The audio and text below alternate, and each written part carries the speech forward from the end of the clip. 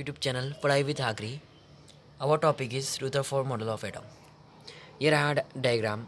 ये है source of alpha particles और ये है लेड प्लेट, ये फोटोग्राफिक प्लेट, ये रही फोटोग्राफिक प्लेट और ये है गोल्ड फॉइल जो अंदर यहाँ से ये दिख रहे हैं. अब जानते हैं इसके बारे में. Rutherford in 1811 performed skating experiment in which he bombarded thin wall of metal like gold, silver, platinum. अब इस लाइन को जानते हैं. रुथरफोर्ड ने 1811 में एक स्केटिंग एक्सपेरिमेंट परफॉर्म किया था जिसमें उन्होंने बॉम्बार्ड किया था थिन वॉल ऑफ मेटल, जैसे कि मोटी परत, वो भी गोल्ड, सिल्वर और प्लेटिनम और कॉपर की, with a beam of fast moving alpha particle. एक ऐसी बीम जिसमें fast moving alpha particle fast move हो रहे थे. The source of alpha particle was radium. वो अल्फा पार्टिकल का सोर्स था रेडियम. और रेडियम क्या होता है जानते हैं? A radioactive substance placed in a block of lead. एक ऐसा radioactive element substance placed इन, जो प्लेस्ड होता है मतलब ब्लॉक ऑफ लेड के अंदर होता है, उसे कहते हैं radium. Slits were used to get a alpha particle slits were used to get a fine beam. Slits use होते हैं एक फाइन बीम को गेट करने के लिए, पाने के लिए. The presence of alpha particle at any point the thin foil of gold after stacking it.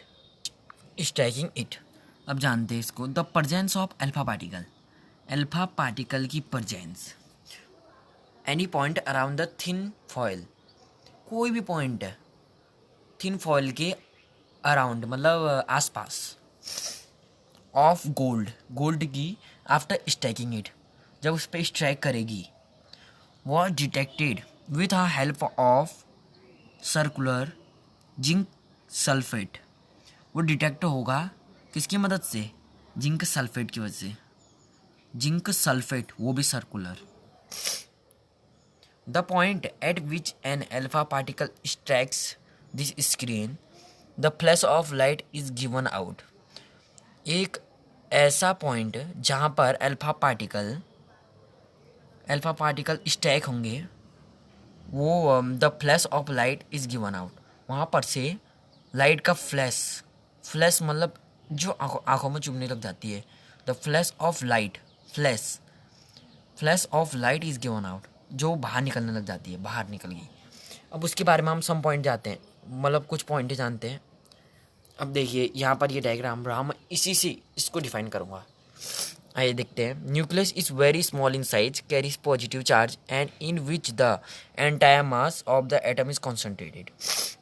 Nucleus बहुत छोटा होता है और न्यूक्लियर बहुत छोटा होता है.